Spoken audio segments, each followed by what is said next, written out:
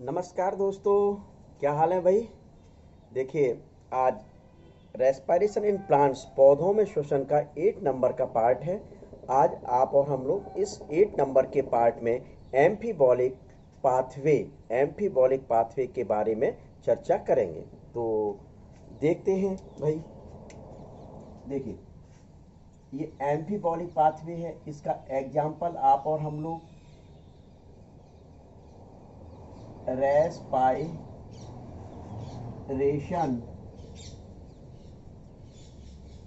Pathways बिल्कुल शुरुआत में ही लिख देते जिससे आपकी बिल्कुल क्लियर हो जाए।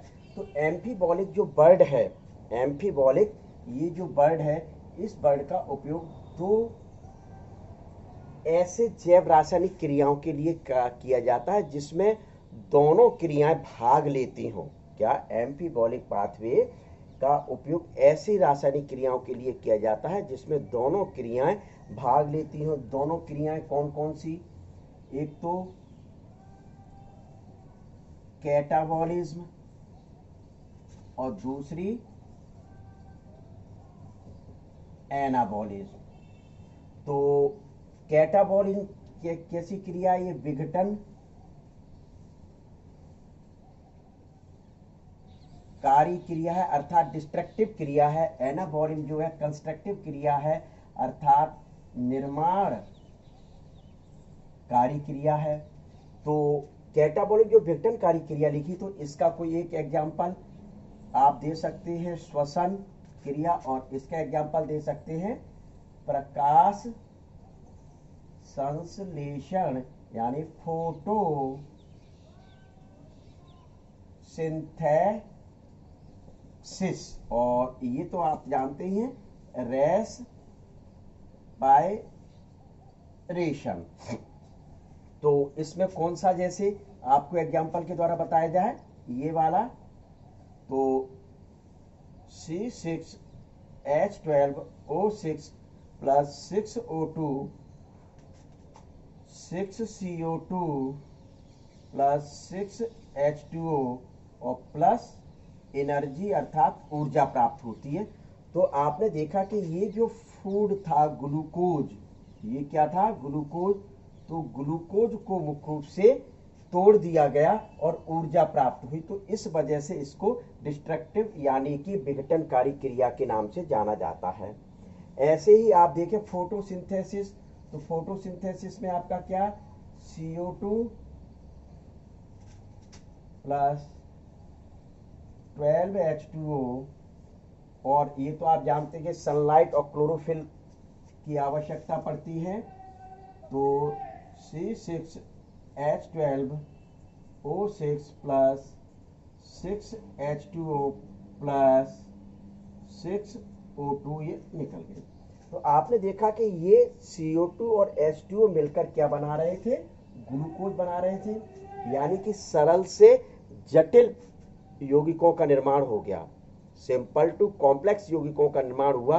तो इस वजह से इसको क्या कह दिया? निर्माणकारी क्रिया।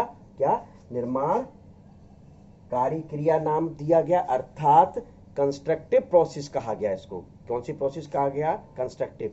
तो जब ऐसा पाथवे जिसमें ये दोनों होते हो, ऐसा पाथवे जिसमें दोनों होते हो, उसी को एम्फीबॉलिक पाथवे नाम दिया गया। तो पौधों में ऐसी कौन सी क्रिया होती है जिसमें ये दोनों क्रियाएं संपन्न होती हैं? तो उसको एग्जाम्पल के रूप में आपने क्या लिया था? Respiration pathway. क्या लिया था? Respiration pathway. तो पौधे श्वसन क्रिया में फैट और प्रोटीन का प्रयोग करते हैं। पौधे जो रहते हैं, प्लांट्स जो रहते हैं, वह रेस्पिरेशन में किसका यूज करते हैं? फैट और प्रोटीन का यूज करते हैं। लेकिन ये फैट और प्रोटीन का यूज श्वसन में, रेस्पिरेशन में सीधे नहीं होता, क्योंकि ग्लूकोज से एनर्जी प्राप्त होती है। तो ये जो फैट और प्रोटीन होते हैं, इनकी जो सिंपल फॉर्म ग्लिसरॉल और फैटी एसिड बनते हैं फैट का, और प्रोटीन के जो अमीनो एसिड बनते हैं, तो यह ग्लाइकोलाइसिस और क्रेब्स साइकिल्स में प्रवेश कर जाते हैं। ग्लाइकोलाइसिस और क्रेब्स साइकिल्स में प्रवेश करके एनर्जी प्रोड्यूस करते हैं। तो देखें किस प्रकार से प्रवेश करेंगे। तो देखिए,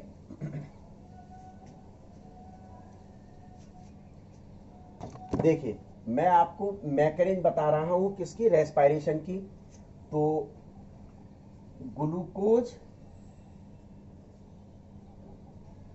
ग्लूकोज 6 फॉस्फेट ग्लाइकोलाइसिस, ये फ्रक्टोज 6 फॉस्फेट, ये फ्रक्टोज 1 6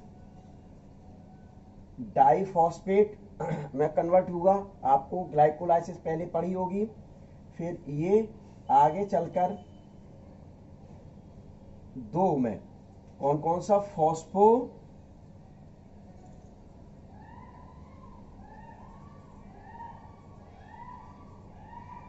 ग्लिसरल्डिहाइड और डाई हाइड्रोक्सी एसीटोन फॉस्फेट में कन्वर्ट होता है। फिर ये जो फॉस्फोग्लिसरल्डिहाइड है, ये फॉस्फोग्लिसरिक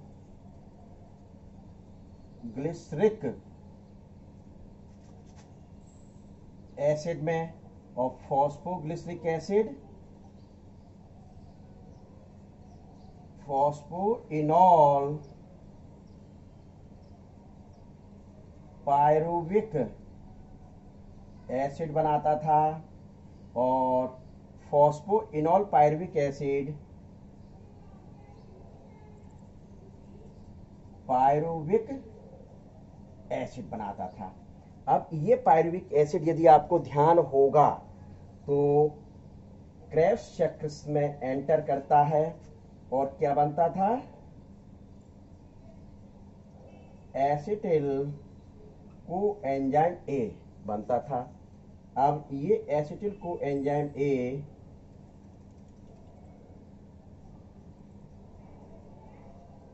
सिट्रिक एसिड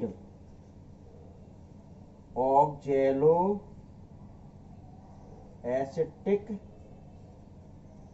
एसिड, ये acetyl coenzyme A oxaloacetic acid के साथ मिलकर सिट्रिक एसिड बनाता था। क्लियर। तो ये जो सिट्रिक एसिड बन गया, इसके बाद आपकी पूरी वही क्रेब्स साइकिल चलेगी। तो अब आपको मैं बता रहा हूं कि किस प्रकार से प्रोटीन और फैट का यूज होता है, पेड़ पौधे श्वसन क्रिया में करते हैं किस प्रकार से। तो देखिए ये फैट लिखा, फैट के सिंपल फॉर्म में कन्वर्ट किया गया, फैटी एसिड और ग्लिसरॉल। ये ग्लिसरॉल ग्लाइकोलाइसिस में प्रवेश करता है, अर्थात फॉस्फोग्लिसरल्डिहाइड में बदल जाता है। ये ग्लिसरॉल ग्लाइकोलाइसिस में प्रवेश करके फॉस्फोग्लिसरल्डिहाइड में बदल जाता है, और ये जो फैटी एसिड होता है, ये फैटी एसिड क्रेब्स साइकिल में प्रवेश करके एसिटिल कोएंजाइम ए में बदल गया। तो इस रूप में क्या, इस रूप में मुख्य रूप से फैट का यूज रेस्पिरेशन में पेड़ पौधों द्वारा किया गया। तो एक चीज ये। दूसरा आप लोगों ने देखा कि प्रोटीन को, किसको, प्रोटीन को अमीनो एसिड में कन्वर्ट किया गया। तो यहां मैं वही बता रहा हूं,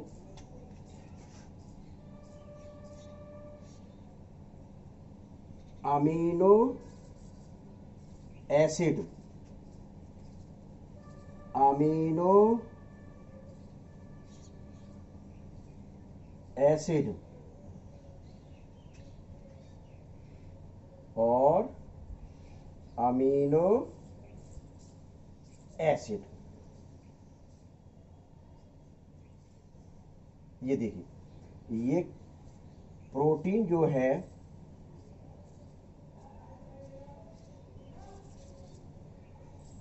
प्रोटीएज,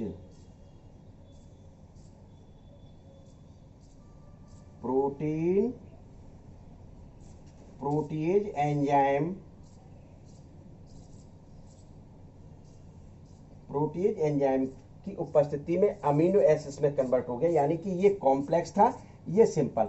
ये जो अमीनो एसिड है, ये अमीनो एसिड ग्लाइकोलाइसिस प्रोसेस में प्रवेश कर जाते हैं। कौन कौन सी जगह? Phosphoglyceric acid, phosphoenol pyruvic acid, pyruvic acid में मुख्य रूप से जाकर बदल जाते हैं। तो इस प्रकार से फैट और प्रोटीन पेड़ पौधों में यानी प्लांट्स में रेस्पायरेशन में भाग लेते हैं। अब ये जो क्रिया थी, ये क्रिया मुख्य रूप से कौन सी थी? ये कैटाबोलिन प्रोसेस थी। कैटाबोलिन प्रोसेस थी। क्यों? क्योंकि आप देख रहे हैं कि फैट सिंपल में कन्वर्ट हुआ। फैट किस में से कन्वर्ट हुआ था? ग्लिसरॉल और फैटी एसिड में, यानी कि तोड़ा गया फैट को क्या किया गया? तोड़ा गया, विघटन किया गया। तो इस वजह से इसको डिस्ट्रक्टिव या विघटनकारी प्रोसेस कहा जाता था। किसको? कैटाबोलिन प्रोसेस। ऐसे ही प्रोटीन को अमीनो एसिड में तोड़ा गया था, तो इस वजह से यह भी आपकी विघटनकारी प्रोसेस होती है। लेकिन ये जो पेड़ पौधे होते हैं, पेड़ पौधे मुख्य रूप से इन्हीं ग्लाइकोलाइसिस और क्रेब्स साइकिल के माध्यम से एनाबोलिन प्रोसेस भी होती है। कैसे होती है? देखिए, ये आपका क्या है? Phosphoenol pyruvic acid. इसको मैं शॉर्ट में यहाँ PEP भी लिख सकता हूँ। तो इस फॉस्फोइनोल पायरुविक एसिड के माध्यम से प्रोटीन या कार्बोहाइड्रेट का निर्माण होता है। प्रोटीन या कार्बोहाइड्रेट का निर्माण होता है। इधर ये जो है एसिटिल कोएंजाइम ए, इस एसिटिल कोएंजाइम ए के माध्यम से फैट का निर्माण होता है। किसका निर्माण होता है? फैट का निर्माण होता है। इस वजह से ये जो प्रोसेस है, ये प्रोसेस क्या कहलाती है? एनाबॉलिज्म। ये भी प्रोसेस क्या कहलाई? एनाबॉलिज्म कहलाई। क्या कहलाई ये प्रोसेस? क्यों? क्योंकि PEP के माध्यम से प्रोटीन या कार्बोहाइड्रेट का निर्माण हुआ। PEP ग्लाइकोलाइसिस का सबस्ट्रेट था, और जबकि एसिटिल कोएंजाइम क्रेब्स साइकिल्स के द्वारा निर्माण किया गया। तो ये दोनों एनाबॉलिन प्रोसेस कहलाई। ये जो प्रोसेस होती है, ये प्रोसेस और ये वाली जो प्रोसेस थी, ये प्रोसेस मुख्य रूप से आपकी कौन सी होती है? कैटाबॉलिज्म। ये भी कौन सी होती है? कैटाबॉलिज्म। अर्थात प्लांट्स में कैटाबॉलिन और एनाबॉलिन दोनों प्रोसेस होती हैं। तो अर्थात ये बायोकेमिकल इस प्रकार की प्रोसेस है कि जिसमें दोनों प्रोसेस हुई, तो इस वजह से इसको एम्फीबॉलिक पाथवे के नाम से जाना गया। किस नाम से जाना गया? एम्फीबॉलिक पाथवे के नाम से जाना जाता है। अब जो 9 नंबर का पार्ट आएगा, इस 9 नंबर के पार्ट में मैं आपको फर्मेंटेशन या किण्वन पर आपके साथ चर्चा करूंगा।